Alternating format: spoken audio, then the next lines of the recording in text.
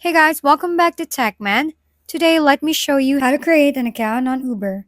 So, I was helping someone set up Uber for the first time the other day, and I realized the process is actually way simpler than it looks at first glance.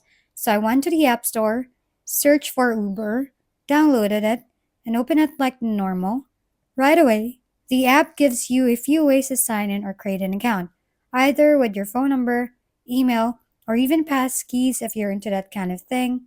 I went to email because it's the quickest, and after entering it, Uber sent a verification code straight into my inbox. I once typed that in, I was basically in. The app then tried to push a passkey setup, but I just skip it for now to get the main screen faster. From there, you land on the homepage, and that's when I noticed the account setup isn't fully done yet. If you tap into your profile section, Uber prompts you to complete a quick checkup, like verifying details. Once that's finished, you're fully set up and ready to book rides without any restrictions. If we've been helpful, kindly give us a thumbs up and don't forget to hit the subscribe and bell button for more contents. For any questions and suggestions, comment down below.